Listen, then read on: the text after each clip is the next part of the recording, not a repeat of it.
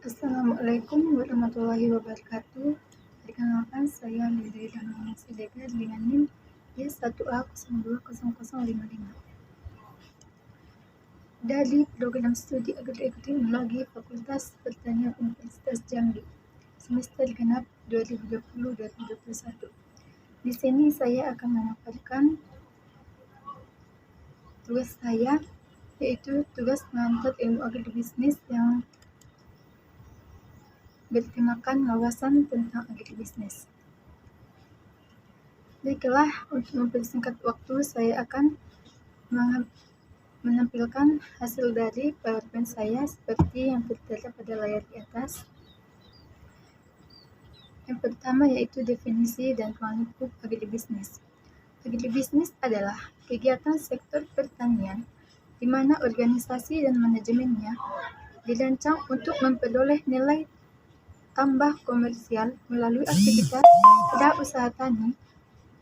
usaha tani atau produksi, dan pasca usaha tani atau pengolahan agroindustri dan pemasaran, di mana kesatuan kegiatan usaha yang meliputi salah satu atau keseluruhan dari mata rantai produksi, pengolahan hasil dan pemasaran yang ada hubungannya dengan pertanian, baik kegiatan usaha yang menunjang dan kegiatan yang ditunjang oleh kegiatan pertanian.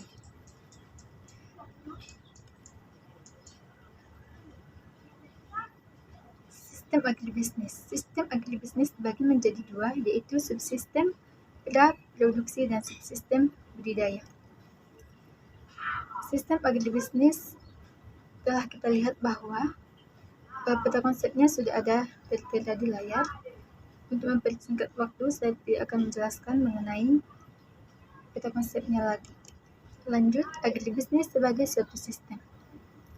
Agribisnis sebagai suatu sistem merupakan rangkaian aktivitas yang saling berkaitan, mulai dari pengadaan dan penyaluran sarana produksi sampai kepada pemasaran produksi, di mana keberhasilan dan pengembangannya sangat ditentukan oleh tingkat kehandalan dari setiap komponen yang menjadi subsistemnya.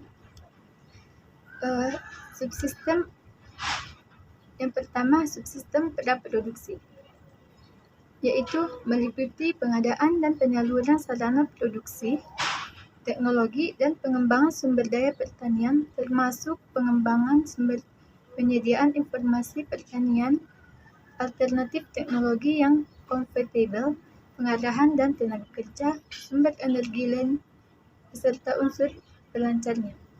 Yang kedua yaitu subsistem budidaya atau usaha tani produksi, termasuk perencanaan lokasi, komoditas, teknologi, pola usaha tani, dan skala usaha untuk mencapai tingkat produksi yang optimal.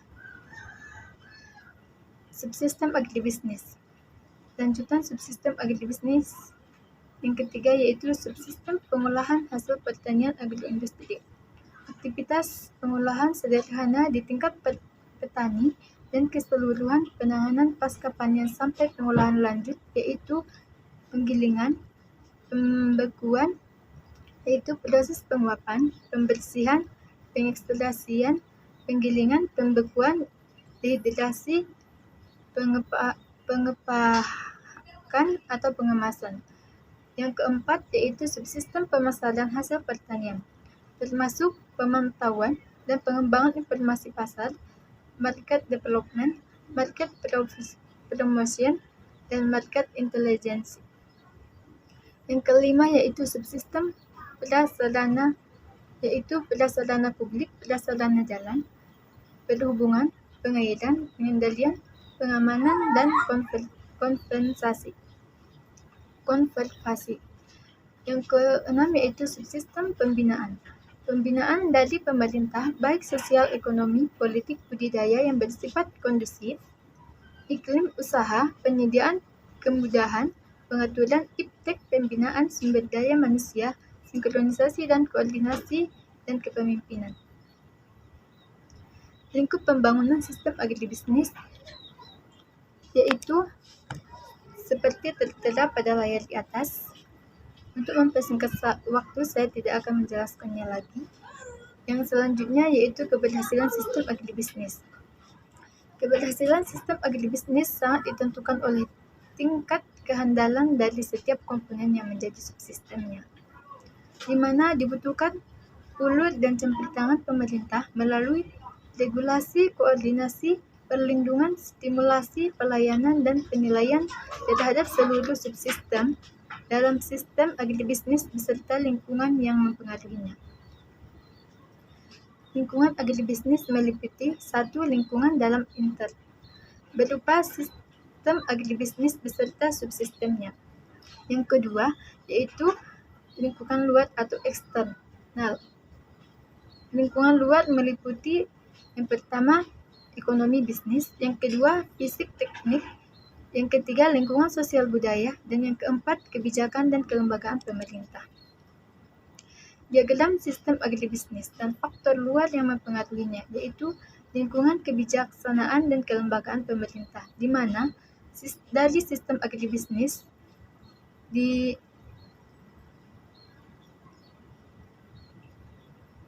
dikelilingi oleh lingkungan fisik teknis, lingkungan sosial budaya, dan lingkungan ekonomi bisnis.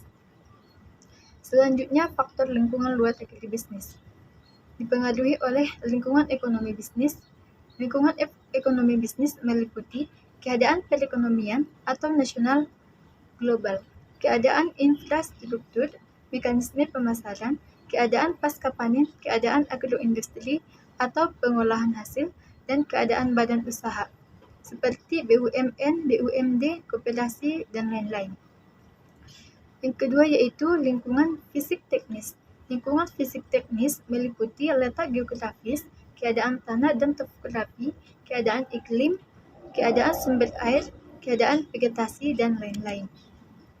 Faktor lingkungan luar agribisnis yaitu lingkungan sosial budaya. Lingkungan sosial budaya ini meliputi kemampuan kelompok tani, adat istiadat, tata nilai budaya, stratifikasi atau tingkat sosial, agama, dan lain-lain. Selanjutnya, lingkungan kebijakan dan kelembagaan atau pemerintah.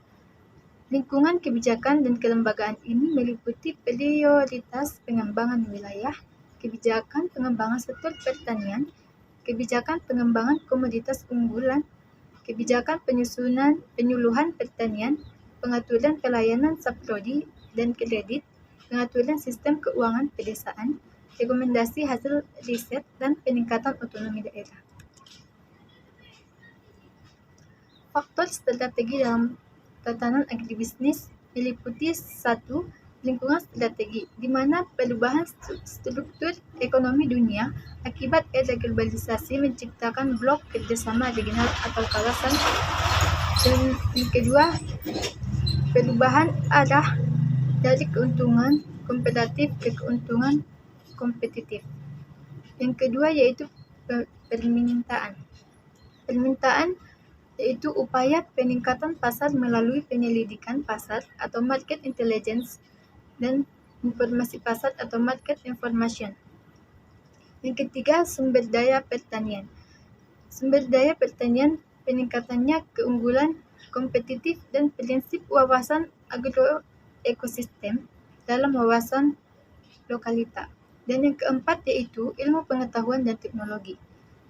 Peningkatan produktivitas dan efisiensi sesuai nilai budaya.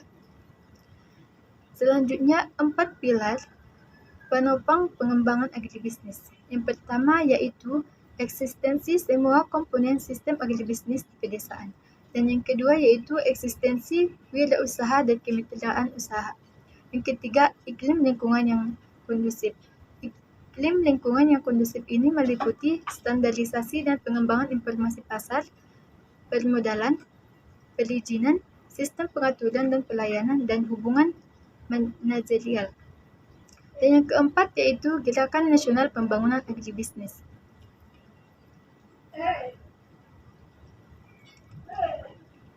Selanjutnya, aspek-aspek kritis pengembangan agribisnis. Aspek-aspek kritis pengembangan agribisnis ini dibagi dalam 4 poin, yaitu yang pertama, aspek kualitas, pengembangan standarisasi dan akreditasi. Yang kedua, aspek pasar, yaitu pengembangan pasar dan informasi pasar. Yang ketiga, aspek institusi, yaitu pengembangan usaha dan kelembagaan kemitraan. Yang keempat, aspek investasi, yaitu pengembangan investasi yang akrab lingkungan. Di mana dari keempat aspek ini disimpulkan bahwa pengembangan keprofesionalan kewirausahaan atau inkubator, magang, pelatihan, dan konsultasi. Pengembangan akses pendukung, yaitu modal, kredit, pasar, manajemen, teknologi, dan mutu. Pengembangan usaha terpadu dalam kemitraan vertikal dan horizontal. Cukup sekian yang dapat saya paparkan dari hasil tugas saya. Saya ucapkan terima kasih. Jika ada kesalahan, saya mohon maaf, dan kepada Allah saya mohon ampun. Wabillahi taufiq wal hidayah. Wassalamualaikum warahmatullahi wabarakatuh.